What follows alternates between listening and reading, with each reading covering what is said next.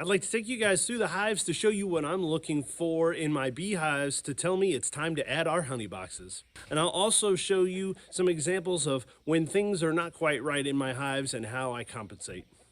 Ultimately, the goal today for this transitional period as we go into summer is to make sure that either the hives that are ready for honey get all the support that they need, and the hives that aren't quite ready to make honey are either consolidated or given a little boost. So one of the things I'm looking for that's a good indicator is some really bright white wax. That bright white wax means the nectar is flowing and the bees are in the mood to expand their hive. More importantly though, I'm looking for my hives to be queen right.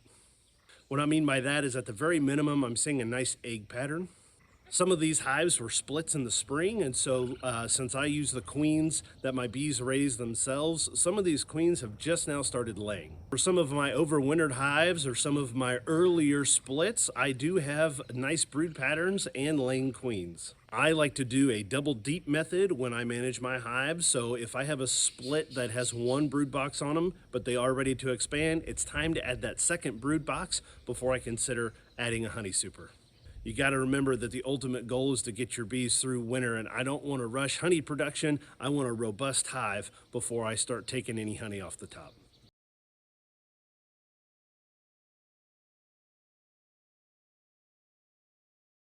One tip that really helps my honey production and to get those bees up into those honey supers is to use some old medium frame comb and stick it right in the middle of the box. Having comb ready to go will encourage the bees to start depositing their nectar into this space, and then eventually start encouraging the bees to start building new comb on the adjacent frames.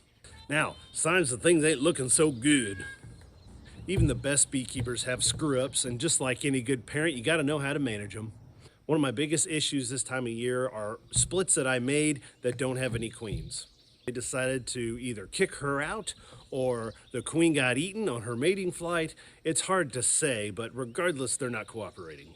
Sometimes I'll get lucky and have some late season swarm cells or swarm queen cells that I can use in these boxes to try to get one more attempt at having a freshly developed queen get established in this hive.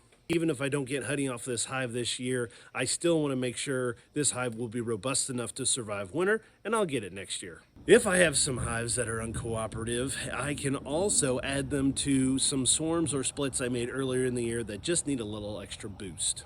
I'm banking on the extra population of worker bees to help bridge the gap and speed up the production of hive comb and hive brood so that I can increase my chance of getting honey this year off the hive.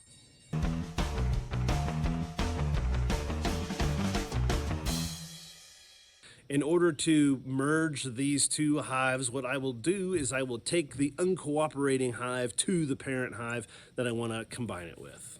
Now, I'm looking for hives of equal size and population, and in order to get them to know each other a little more slowly and gently, I will lay some newspaper or some thin cardboard paper down, and what will happen over the next couple weeks is the bees will start chewing through those holes and allowing small amounts of traffic to pass through those boxes.